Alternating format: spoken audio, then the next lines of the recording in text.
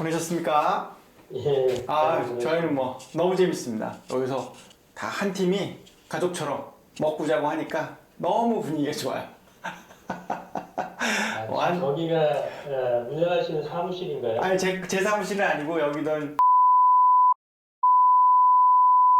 사장님 사무실이고요. 여기 이제 보고서 작업하고 있습니다. 근데 이제 PT 작업도 같이 하고 막 이러다 보니까 시간이 좀 쫓겨서 그러다 보니까 먹고 자고 뭐 이렇게 행복하게 시간을 보내고 있습니다. 팀원들하고 다 친해져가지고 아주 잘 되고 있습니다. 어떻게 주말에 좀 보셨습니까? 몇 번까지 하셨습니까? 5번까지 다 했고요. 아 진짜요? 최고세요. 그럼 우리 이제 수월하게 작업을 진행하도록 하겠습니다. 저희가 보내드린 보고서를 받아보셨죠? 네. 내용적으로 좀 부실한 부분도 있고 제가 전체적으로 보고서를 보니까 리얼리티가 좀 없어요. 그 인도네시아의 그 생생한 스토리가 보고서에 묻어나지 않아서 그런 부분 조금 자문 받으려고 하고 전략적인 자문 좀 받으려고 하고 그 내용을 또 좀 보여드리려고 합니다. 제일 가까운 일정은 26일이에요. 금요일. 금요일 날 제가 소장님을 대신해서 브리핑을 하러 갑니다. 네. 그래서 35분간 제가 브리핑을 할 거고요. 그것도 역시 동영상 녹화를 해서 소장님한테 직접 자료로 보내드릴 거예요. 그러니까 소장님은 사실상 26일날 제가 하는 브리핑을 쭉 보시면서 몇 번 리와인딩해서 보시고 이건 아니야, 이건 바꿔야 돼, 이렇게 체킹하시면 금방 내용적인 부분을 완벽하게 습득하실 수 있는 거예요.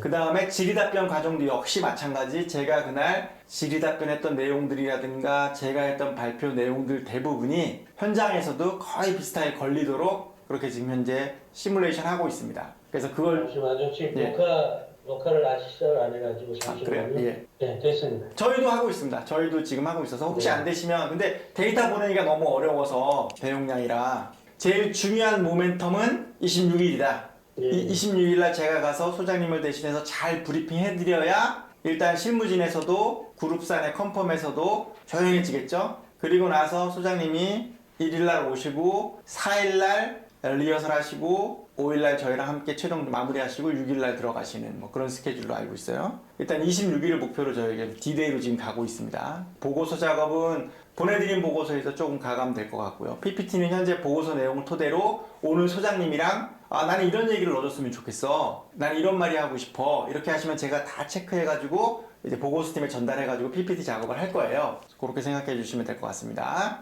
제가 말했던 그 추천 동영상 첫 번째가 핵심 요약 정리죠. 그래서 우리 전략이 뭐냐? 사람들한테 가서 얘기하는 겁니다. 왜 우리 나 소장을 뽑아야 하는가? 왜 뽑아야 됩니까? 그 멘트는 준비를 못했고요. 예. 지금 이제 준비한 거는 인도네시아 현장을 운영하면서 있었던 경험담. 그리고 이제 이 프로젝트를 우리가 수행을 하게 된다면 전략 전술에 관한 것들, 그러니까 PT를 할 때, PT를 할 때 전략 전술에 관한 것들 몇 가지 좀 적어봤습니다. 좋습니다. 그걸 말씀드릴 거고요. 그리고 이제 어제 그제 해가지고 그 유튜브에 올려놓으신 동영상들을 노란 딱지는 다 봤고요. 흰 딱지는 이제 몇 개 중복되는 것 같아서 몇 개만 보고 그렇게 했습니다. 그래서 이제 지금 하시고자 하는 부분이 어떤 것인지 제가 이제 대충 감을 좀 잡고 있습니다. 감사합니다. 이제 거의 다 왔고요. 보고서 내용 먼저 조금 요게 턴이 좀 되어야 돼서 먼저 되어야 될 부분이라 보고서 전체적으로 느낌 어떠셨는지 간략하게. 제가 다 지금 못 봤고요. 지금 아침부터 보면서 뭐 이것저것 하면서 그러느라고 이제 보면서 좀 수정해야 될 것들은 코멘트를 하고 있습니다. 보고서에다가. 그래서 오늘 중으로 제가 해서 퇴근 전까지 해서 보내야겠습니다. 너무 감사드립니다. 그 과정이 꼭 좀 필요했고요. 그 다음에는 기술 파트는 여기서 잘 모르는 부분이 있어서 그렇게 좀 가는 부분이 좀 있습니다. 질의답변하러 갔습니다. 질의답변하러 가서 사람들에게 나 굉장히 훌륭합니다 라는 얘기를 이제 하려고 해요. PT는 끝났습니다. 질의답변 시간에 이렇게 얘기하는데 나 어떤 사람인지를 조금 더 설명하고 싶다 라고 할 때 추가돼야 될 내용 같은 게 뭐가 있습니까? 그러면 순서를 PT를 하고 질의답변 하기 전에 저에 대한 뭐 소개, 포부 이런 것들을 말하면 되는 걸까요? 아니에요.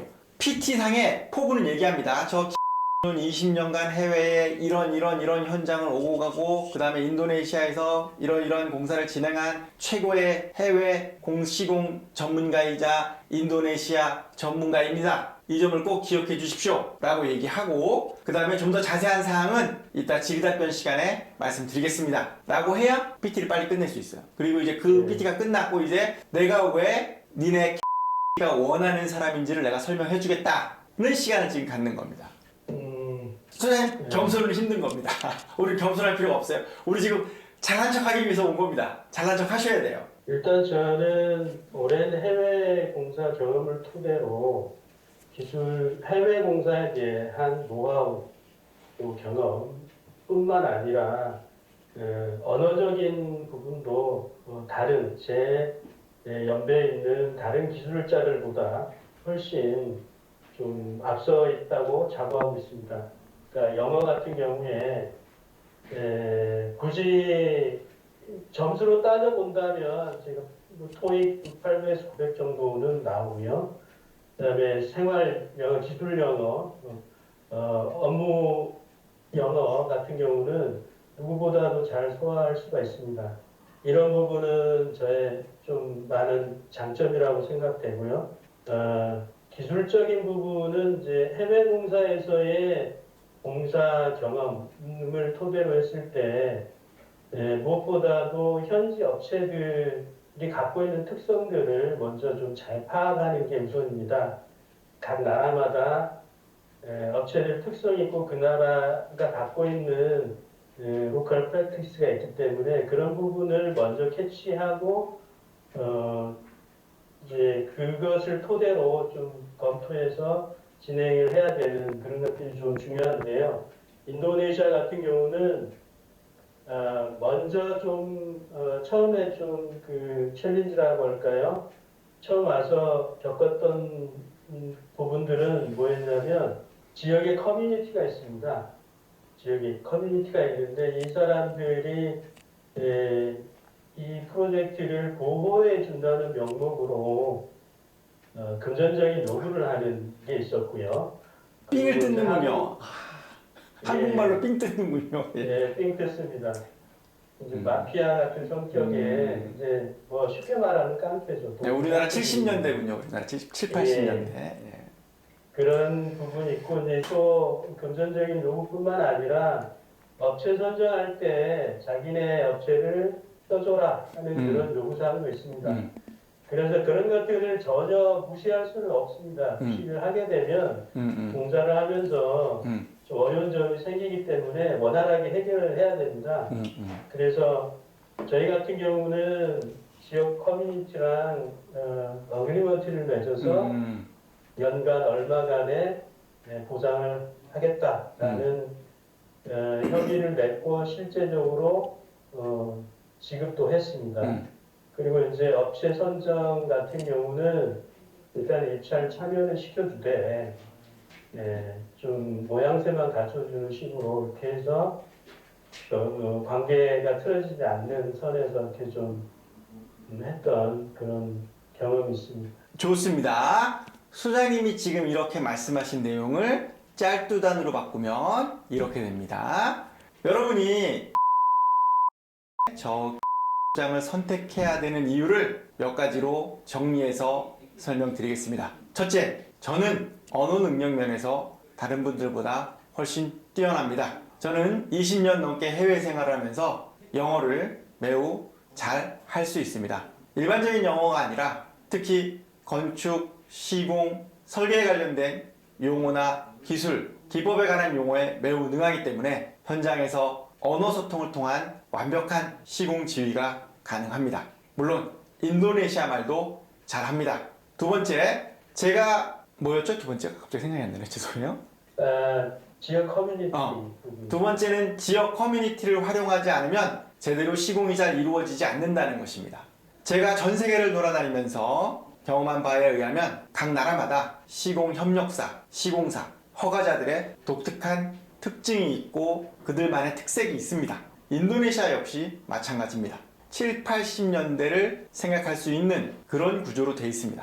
따라서 지역사회라든가 또 인허가 기관들의 요구를 무시하게 되면 공사가 제대로 진행되지 않습니다. 때문에 밸런스를 유지하는 것이 굉장히 중요한데 이것은 경험이 없으면 사실 좀 많이 어려운 부분이 있습니다. 성격적인 부분도 잘 맞아야 하고요. 저는 경험과 제 능력을 통해서 지역 업체들과 융합하고 잘 달래고 잘 구슬려서 공사를 성공적으로 끝냈습니다. 이 점은 남들이 가지지 못한 저만의 두 가지 특장점입니다. 라고 하시고 하나 더 있어야 될 것 같아요. 언어 능력이 뛰어나다, 경험이 많기 때문에 협력사를 잘 관할하고 인허가 면에서 상당히 유리하다라는 게 있고 또 하나는 시공력 면에서 내가 현장을 진두지휘하는 데 있어서 탁월한 능력이 있다. 이런 얘기가 좀 필요합니다. 상도 받으셨잖아요. 예. 선생님, 겸손히 하시면 안 돼요. 쑥스러워 하시면 안 됩니다. 잘난 척하기 위해서 온 거예요. 그 상은 무슨 상이었습니까? 그 상 그 항목이 없더라고요. 왜 줬습니까 그 상은? 사마메트리 커맨더라고 현지명으로 하면 네. 훈장명이 그런데요. 그 프로젝트 자체가 우리 정부에서 기부하는 프로젝트입니다. 그렇죠. 학교를 지어서 예. 네, 카본의 정비 기부하는 거고 그 공사를 성공적으로 잘 끝내줘서 감사의 표시로 주었던 그런 훈장입니다. 시공을 성공적으로 잘했기 때문에 준 상이군요. 그래서 예. 저는 프롬펜? 예, 프롬펜에서 성공적인 시공을 해서 감사의 표시로 무슨 상도 받았습니다. 이렇게 딱 얘기하시고 그리고 들어오셔서 본인의 좀 자랑을 해야죠. 일단 예. 현재 짓고 있는 배터리팩 공장부터 얘기해 봅시다. 지금 현재 저는 현에서 발주한 BSA 배터리팩 공장을 수행 중에 있습니다. 아니에요. 성공적으로 수행해서 끝마치려고 하고 있습니다. 두 갈씩, 두 갈씩으로 얘기하죠. 지금 말하고자 하시는 단락의 핵심은 배터리팩 공장을 성공적으로 끝마쳤다예요. 그렇죠? 네. 그리고 이제 설명하시면 됩니다. 예, 배터리팩 공장을 성공적으로 마쳤습니다. 주어진 공기가 13개월이었지만 저희는 1개월 단축해서 12개월에 끝냈습니다. 품질 또한 발주처에 만족할 만한 수준으로 마무리를 했고요. 안전사고 한 건도 일어나지 않은 안전 무사고 현장입니다. 자, 잘하셨어요. 중간에 추임새 들어가시죠, 지금? 네. 추임새가 들어가는 그 시점이 어딘 줄 아세요? 언제 추임새가 들어가는 줄 아세요? 문장을 붙이면서 들어가요. 저희는 잘 끝마쳤고요. 그리고 이렇게 들어가요. 잘 끝마쳤습니다. 그리고 성공적으로 사업을 완수했습니다. 이렇게 하시면 쉬워요. 문장을 짧게 끊어서 얘기하시면 본인 생각에는 내가 문장을 너무 끊는 거 아니야 이렇게 생각하시지만 듣는 사람은 귀에 훨씬 더 쏙쏙 들어옵니다. 제가 지난번에 해드린 지난 수업 시간에 영상 보셨죠? 네, 맞습니다. 네, 그런 효과가 있는 거예요. 제가 소장님보다 더 단호하게 얘기하죠. 제가 소장님보다 더 짧은 문장으로 얘기합니다. 제가 소장님보다 더 두 갈씩으로 얘기합니다. 이 세 가지 차이 말고는 소장님과 저와의 차이가 없어요. 내용은 오히려 소장님이 더 잘 알고 상세한 설명도 소장님이 더 잘하실 수 있죠. 근데 브리핑하면서 느껴지는 거는 그렇지 않은 이유가 이 세 가지 때문에 그렇습니다. 그러니까 이 세 가지만 소장님이 딱 마음에 두시고 하시면 금방 달라지는 거예요. 금방 달라질 수 있습니다. 정말로 금방 달라지는 거예요. 그렇게 생각하시면 됩니다. 배터리팩 공장을 하시면서 어려웠던 점은 없었습니까? 어려웠던 점은 우기가 있습니다. 나라 우기가 11월부터 4월까지입니다. 우기 동안 저희가 철골 공사가 기초 공사를 해야 되는 상황이었고 파일 기초 공사를 해야 됐었습니다. 파일 기초 공사는 땅이 질게 되면 많은 난관이 있기 때문에 파일 기초 공사하면서 많은 어려움이 있었지만 철저한 공정관리를 통해서 공사 지연 없이 마무리 지을 수 있었습니다. 약한데? 뭐 좀 드라마틱하게 몇 가지. 배터리팩 공사를 하면서 가장 주안점을 줬던 거 공기가 짧았기 때문에 공기를 맞추는데 그리고 정밀한 시공을 하면서 공기를 더 단축할 수 있는 초점을 뒀고 뭐 이런 얘기가 좀 필요하고 뭐 소장님의 좌우명 같은 거죠. 소장님의 좌우명. 내가 건설 소장으로서 이만한 데 있어서 가장 우선시하는 건 뭐다? 게 뭐가 있습니까? 저는 현장을 운영하면서 안전 관리를 최우선으로 하고 있습니다. 아, 좋습니다.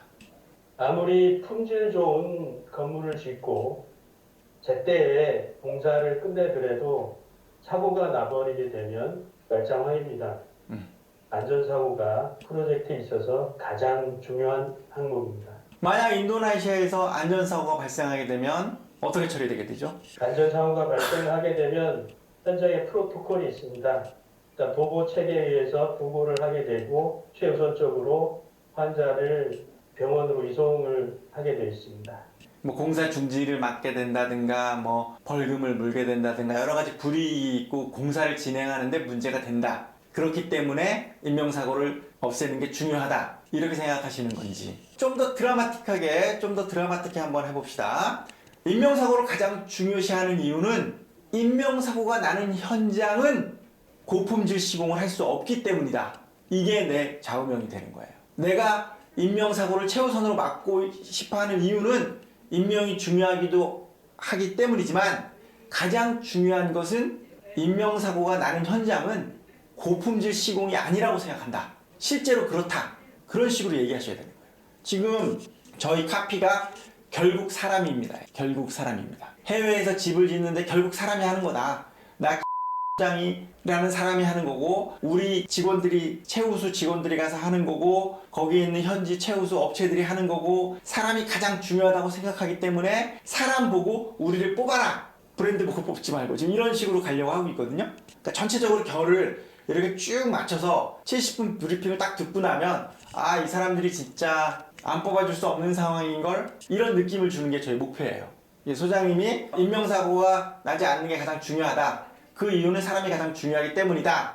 그렇지만 그것도 있지만 인명사고가 나는 현장은 대부분 다 부실 현장이라고 봐야 된다. 부실하기 때문에 인명사고가 난다라고 저는 생각합니다. 그러니까 인명사고가 나지 않는 현장이 고품질을 유지할 수 있는 현장이다.